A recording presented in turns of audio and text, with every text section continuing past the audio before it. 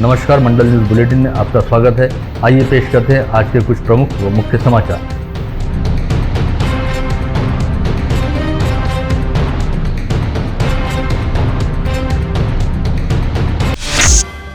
राज्य के मुख्यमंत्री उद्धव ठाकरे द्वारा मंगलवार 13 अप्रैल की शाम फेसबुक लाइव के जरिए राज्य की जनता से संवाद साधा गया और उन्होंने राज्य में लगातार बेकाबू होती कोविड संक्रमण की स्थिति के मद्देनजर राज्य में 15 दिनों का कड़ा लॉकडाउन लगाने की घोषणा की थी। ऐसे में बुधवार 14 अप्रैल यानी आज शाम 8 बजे से आगामी 1 मई की सुबह 7 बजे तक नए प्रतिबंधात्मक आदेशों के साथ लॉकडाउन लागू रहेगा। इस लॉकडाउन में जीवनावश्यक वस्तुओं की दुकानों व सेवाओं सहित सार्वजनिक परिवहन के साधनों, बैंक व वित्तीय संस्थाओं तथा सरकारी कार्यालयों को खुले रहने की छूट रहेगी। इसके अलावा अन्य सभी प्रतिष्ठान एवं आस्थापना तथा सार्वजनिक स्थल पूरी तरह से बंद रहेंगे। साथ ही आगामी 1 मई की सुबह तक किसी को भी अपने घर से बिना वजह बाहर निकलने की अनुमति नहीं रहेगी।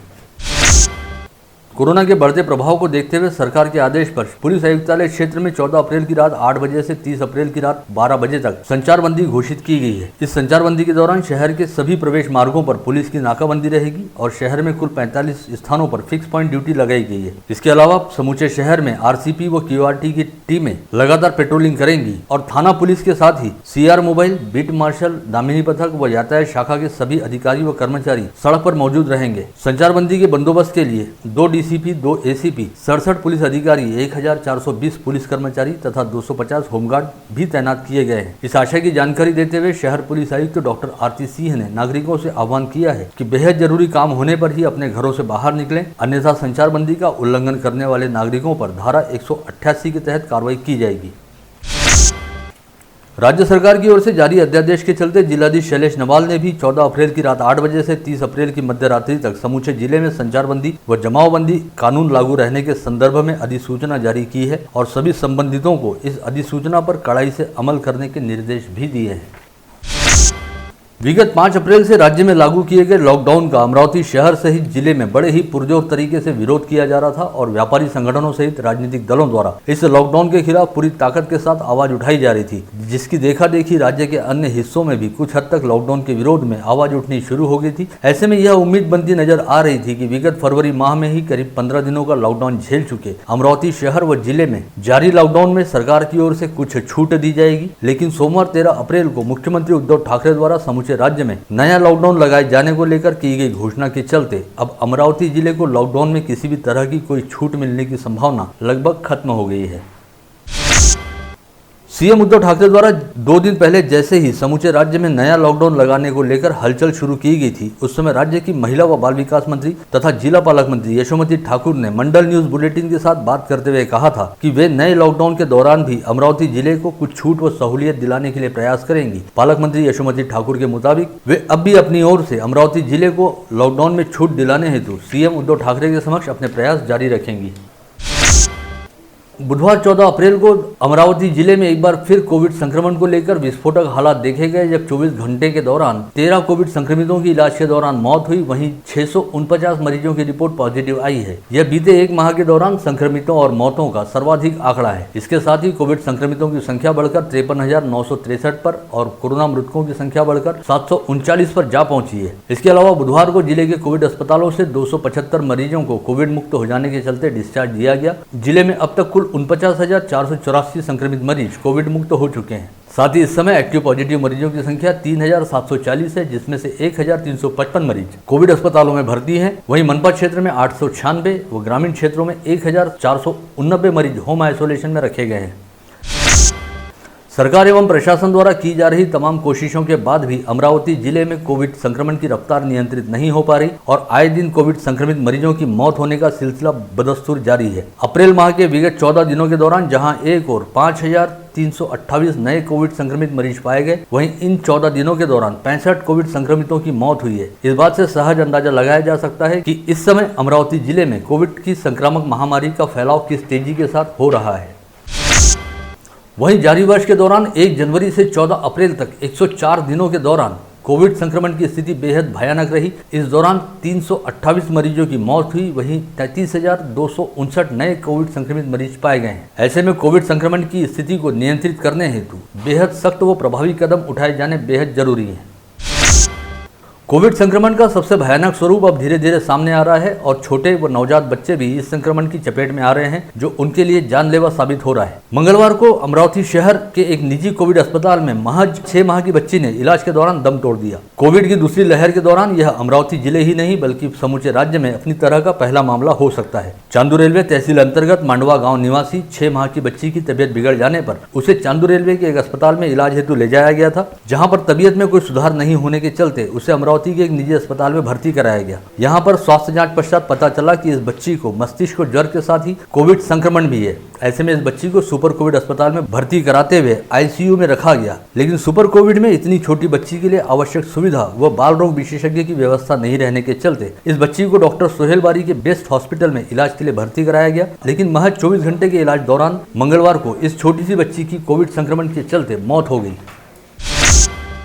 इस समय भले ही राज्य सरकार द्वारा 1 माह के दौरान 2 बार लॉकडाउन लागू करने का आदेश जारी किया गया है और कई प्रतिबंधात्मक दिशा निर्देश भी लागू किए गए, लेकिन फिलहाल इन आदेशों व निर्देशों का अमरावती शहर सहित जिले में कहीं पर भी कड़ाई के साथ पालन होता दिखाई नहीं दे रहा। ऐसे में नागरिकों और व्यवसायियों की हठधर्मिता के सामने प्रशासन भी काफी हद तक हतबल नजर आ रहा है। इस समय अमरावती शहर के कई इलाकों के साथ साथ जिले के तहसील क्षेत्रों में जीवनावश्यक वस्तुओं की दुकानों के अलावा अन्य कई तरह के व्यापारिक प्रतिष्ठान बेखौफ और बेधड़ल्ले के साथ शुरू हैं, जिनकी ओर प्रशासन का कोई ध्यान नहीं है। कई दुकानों में शटर आधे ऊपर रखते हुए अपना कामकाज किया जा रहा है, वहीं कई दुकानों में मुख्य शटर को बंद कर पीछे के दरवाजे से ग्राहकी चल रही है। ऐसे में सभी प्रतिबंधात्मक नियम दिखावटी साबित हो रहे हैं।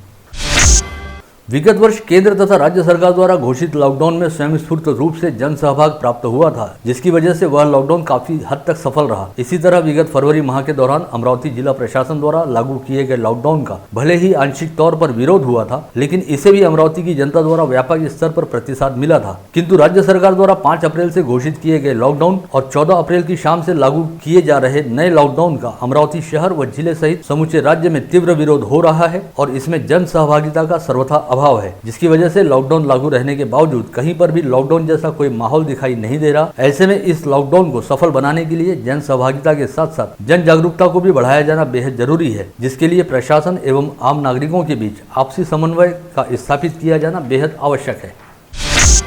गत रोज राज्य सरकार द्वारा ब्रेक द चेन के तहत समूचे राज्य में 14 अप्रैल से 30 अप्रैल तक लॉकडाउन व संचारबंदी लागू करने की घोषणा की गई है। इसे लेकर जारी अध्यादेश में सड़क किनारे लगने वाली नाश्ते की गाड़ियों को खुले रहने की छूट दी गई है, जिसमें ये शर्त जोड़ी गई है कि नाश्ते की गाड़ियों से ग्राहकों को केवल पार्सल सुविधा ही उपलब्ध कराई जाएगी और ग्राहक इन गाड़ियों पर खड़े रहकर नाश्ता नहीं कर पाएंगे। सरकार के इस फैसले को एक तरह से बेहद हास्यास्पद ही कहा जा सकता है, क्योंकि अमरावती शहर व जिले में सड़क किनारे लगने वाली गाड़ियों पर ग्राहकों की अच्छी खासी भीड़ भाड़ उमड़ती है और लॉकडाउन काल के दौरान भी यदि यह गाड़ियां लगती हैं तो लोग बाग नाश्ता करने के बहाने अपने घरों से बाहर निकलेंगे। ऐसे में लॉकडाउन व संचारबंदी का अपने आप में कोई मतलब या महत्व नहीं रह जाएगा। बुधवार 14 अप्रैल को भारत रत्न डॉक्टर बाबा साहब आम्बेडकर की जयंती उपलक्ष्य में स्थानीय इरविन चौक स्थित आम्बेडकर पुतला परिसर सहित समूचे शहर में स्थित डॉक्टर आम्बेडकर पुतला परिसरों एवं बौद्ध विहारों में महामानव का अभिवादन करने हेतु भीम सैनिकों व आम्बेडकरवादियों सहित राजनीतिक व सामाजिक कार्यकर्ताओं की जबरदस्त भीड़ उमड़ी। इस समय हर किसी ने सोशल डिस्टेंसिंग के नियमों का पालन करते हुए डॉक्टर आम्बेडकर के पुतले पर माल्यार्पण किया। इस समय इरविन चौक परिसर में कानून व व्यवस्था की स्थिति बनाए रखने के साथ ही भीड़ भाड़ को नियंत्रित करने हेतु कड़ा व तगड़ा पुलिस बंदोबस्त लगाया गया था।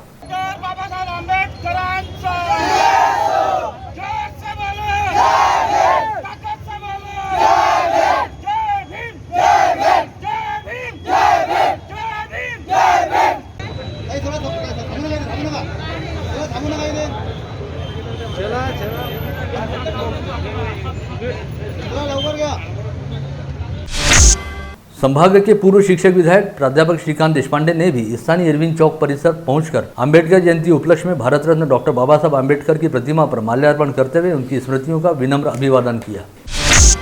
मनपा सभागृह में आज डॉक्टर बाबा साहब आम्बेडकर की जयंती बड़े हर्षोल्लास के साथ मनाई गई। इस अवसर पर महापौर चेतन गावंडे ने डॉक्टर बाबा साहब आम्बेडकर की प्रतिमा का पूजन कर उनकी स्मृतियों का अभिवादन किया। इस समय उप महापौर कुसुम साहू, स्थायी समिति सभापति सचिन रास ने, मनपा आयुक्त प्रशांत रोडे, सभागृह नेता तुषार भारती, गढ़ नेता चेतन पवार, जोन सभापति नूतन भुजाड़े व प्रकाश बंसोड़ सहित अनेकों नगर सेवक एवं मनपा अधिकारी व पदाधिकारी उपस्थित थे। बडनेरा निर्वाचन क्षेत्र के विधायक रवि राणा तथा महानगर पालिका के शिक्षा सभापति आशीष गावंडे ने 14 अप्रैल को डॉक्टर अंबेडकर जयंती के अवसर पर यशोदानगर परिसर स्थित भीम टेकड़ी पहुंचकर भारत रत्न डॉक्टर बाबा साहब अंबेडकर की प्रतिमा पर माल्यार्पण करते हुए भीम अभिवादन किया। इस समय पूर्व पार्षद मंगेश मनोहरे भी उपस्थित थे। डॉक्टर अंबेडकर जयंती उपलक्ष्य में शहर कांग्रेस कमेटी की ओर से मानवता का संदेश देते हुए शहर कांग्रेस कमेटी के मुख्य कार्यालय में भव्य रक्तदान शिविर का आयोजन किया गया। कांग्रेस शहर अध्यक्ष बबलू शेखावत तथा पूर्व महापौर पार्षद विलास इंगोले अगुवाई में आयोजित इस रक्तदान शिविर में जिला पालक मंत्री यशोमती ठाकुर, विधायक सुलभा खोड़ के सहित अन्य कई गणमान्य उपस्थित थे। आयोजन के दौरान सर्वप्रथम डॉक्टर अंबेडकर की प्रतिमा का पूजन कर उन्हें अभिवादन किया गया और रक्तदान शिविर की शुरुआत की गई। इस शिविर में 119 रक्तदाताओं ने रक्तदान किया। शहर के बेलपुरा परिसर में न्यू अंबेडकर नगर स्थित विहार में तथागत भगवान गौतम बुद्ध की मूर्ति का वंदन कर भारत रत्न डॉक्टर बाबा साहब अंबेडकर के पुतले पर माल्यार्पण किया गया और अंबेडकर जयंती के अवसर पर छोटे बच्चों द्वारा भव्य दिव्य केक काटकर अंबेडकर जयंती की खुशियां मनाई गई। अखिल भारतीय विद्यार्थी परिषद तथा स्वर्गीय अनिकेत ओवाल स्मृति समिति की ओर से डॉक्टर अंबेडकर जयंती पर दस्तूनगर परिसर में भव्य रक्तदान शिविर का आयोजन किया गया। इस शिविर में 65 छात्रों ने स्वयं स्फूर्त रूप से रक्तदान किया। गत रोज 13 अप्रैल की शाम चांद मुबारक दिखाई देते ही मुस्लिम धर्मगुरुओं द्वारा बुधवार 14 अप्रैल से माह रमजान के शुरू होने का ऐलान किया गया, जिसके बाद सभी मुस्लिम समाज बंधुओं ने एक दूसरे को चांद मुबारक की शुभकामनाएं दी और बुधवार के तड़के सहरी करने के साथ ही इस रमजान माह का पहला रोजा रखा। पहला रोजा रखते हुए बुधवार की शाम सभी रोजेदारों ने अफ्तारी करते हुए अपना रोजा खोला और मगरिब की नमाज अदा की। इसके साथ ही अब शहर में इबादत व दुआओं का दौर शुरू हो गया है। उर्दू टीचर्स एसोसिएशन के विभागीय अध्यक्ष गाजी जाहिरोश की 7 वर्षीय सुपुत्री अशमीरा फातिमा ने भी रमजान माह का पहला रोजा रखा है। इन दिनों अब अमरावती जिले के ग्रामीण इलाकों में धीरे धीरे कोरोना की रफ्तार तेज होने लगी है। मंगलवार 13 अप्रैल को धामनगांव रेलवे तहसील के सोनेगांव खरड़ा में करीब 43 लोगों की रिपोर्ट पॉजिटिव पाए जाने से जबरदस्त हड़कंप मचा हुआ है, जिसके बाद स्वास्थ्य विभाग की टीम ने अब घर घर जाकर लोगों की स्वास्थ्य जाँच करनी शुरू की है। महापौर चेतन गावंडे, महानगर पालिका आयुक्त प्रशांत रोडे, सभागृह नेता तुषार भारती व पार्षद बलदेव बजाज ने नवाथे चौक के आइसोलेशन अस्पताल व बडनेरा के मोदी अस्पताल स्थित टीकाकरण केंद्र को भेंट दी और यहां पर कार्यरत अधिकारियों व कर्मचारियों को टीकाकरण के संदर्भ में आवश्यक दिशा निर्देश जारी किए। मी अमरावतीच्या नागरिकांना विनंती करेन की आपण ज्याप्रमाणे इतर सण साजरे करतो अगदी त्याच पद्धतीने या देशाचे पंतप्रधान नरेंद्र मोदीजी यांनी लसीकरण उत्सव हा साजरा करण्यासाठी सांगितलेला आहे। त्या आव्हानाला आपण प्रतिसाद देऊन जास्तीत जास्त लोकांनी कोरोनाची लस घ्यावी, जेणेकरून कोरोना विषाणूची साखळी तोडण्यामध्ये प्रशासनाला मदत होईल। त्यामध्ये मास्क लावणे, सोशल डिस्टन्सिंग ठेवणे आणि सॅनिटायझरचा नियमित वापर करणे आवश्यक आहे आणि त्यापेक्षाही महत्त्वाचं हे जे आहे लसीकरण। अमरावतीचे नागरिक लसीकरणामध्ये खूप चांगलं सहकार्य करत आहेत। 45 वर्षापेक्षा जास्त वय असलेल्या प्रत्येक नागरिकांनी कोविडची लस जर घेतली तर त्याला कोविड होण्यापासून ते वाचू शकतात। आपल्याला माहिती आहे सध्या 11 तारखेपासून तर 14 तारखेपर्यंत केंद्र शासनाने टीका उत्सव म्हणजेच लसीकरणाचा उत्सव जाहीर केलेला आहे। आज 14 एप्रिल आज आपल्या अमरावतीमध्ये चांगला प्रतिसाद नागरिक देत आहेत। मी आपल्या माध्यमातून सर्व नागरिकांना विनंती करतो की त्यांनी कोविडचं लसीकरण करून घ्यावं आणि कोविडपासून आपल्याला आणि आपल्या कुटुंबाला सुरक्षित ठेवावं।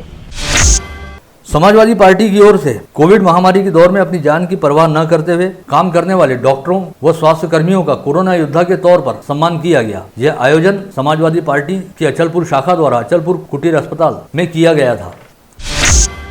दरियापुर तहसील के शासन रामापुर में रहने वाले गांव वासियों को पानी के लिए दर दर भटकना पड़ रहा है, अतः यहां पर जल संकट योजना अंतर्गत विशेष दुरुस्ती के प्रस्ताव को प्रशासकीय अनुमति देने की मांग को लेकर सांसद नवनीत राणा द्वारा निवासी उप जिलाधीश को एक पत्र सौंपा गया है। अमरावती शहर व जिले सहित संभाग में 14 अप्रैल की शाम 7 बजे के बाद हल्की ओलावृष्टि होने की संभावना मौसम विभाग द्वारा जताई गई है। मौसम विभाग के अनिल बंड ने बताया कि 14 अप्रैल से 18 अप्रैल तक विदर्भ के कुछ हिस्सों में हल्के व मध्यम स्वरूप में वर्षा होगी। वहीं कुछ स्थानों पर बिजली की तेज गड़गड़ाहट व तेज हवाओं के साथ जबरदस्त बारिश होने की संभावना भी जताई गई है। अगले 5 दिनों तक संभाग में बदरीला मौसम बना रहेगा। अमरावती जिला मध्यवर्ती सहकारी बैंक में 700 करोड़ रुपए का घोटाला हुआ है, लिहाजा इस मामले की सघनता से जांच की जाए, अन्यथा मध्यवर्ती बैंक के सामने 14 अप्रैल से बेमियादी अनशन शुरू किया जाएगा। इस आशय की चेतावनी एक पत्रवार्ता में बालासाहेब वानखडे द्वारा दी गई है। आम्हाला माहिती तर असं समजलं की बाळांना 700 कोटी रुपये म्युच्युअल फंडमध्ये गुंतवले, जे शेतकऱ्याला द्यायचे, शेतकऱ्याच्या हक्काचे पैसे आहेत, हे त्यांना म्युच्युअल फंडमध्ये गुंतवता येतात आणि शेतकऱ्यांना इकडे देता येत नाही। म्हणून आम्ही त्यांचं पूर्ण डिटेल माहिती मागितली तर आम्हाला त्याच्यात समजलं की याच्यात फार मोठं गबाळ झालेलं आहे। जे ब्रोकर नेमून त्यांनी त्यांना कमिशन भेटलं 3,39,00,000 रुपये ऑन रेकॉर्ड कमिशन आहे आणि हे म्हणतात की याच्यात काही गबाळ झालंच नाही। पण तत्कालीन जे अध्यक्ष उत्तराताई जगताप यांनीच पत्र लिहिलं आहे 17/12/20ला, जे त्यावेळेस MD राठोड होते, त्यांना की बा तुमच्यावर गुन्हा दाखल का करू नये, हे बँकेची फसवणूक झाली आहे, संचालक मंडळाची फसवणूक झाली आहे, हे त्या मॅडमच सांगत आहे। आणि भोसले साहेब म्हणतात की काहीच याच्यात झालं नाही, याच्यात 100% गबाळ झाला आहे। शेतकऱ्यांच्याकडून आम्ही सरकारला CBIची मागणी मागत आहे बँकेची, याच्यात फार मोठं गबाळ दबलेलं आहे अंदर। हे जर पूर्ण बाहेर निघन त्यावेळेस जे कोणी याच्यात दोषी असन ते 100% अंदर झाल्याशिवाय राहणार नाही, हे आम्ही सगळे शेतकरी बांधव हे करू इच्छितो।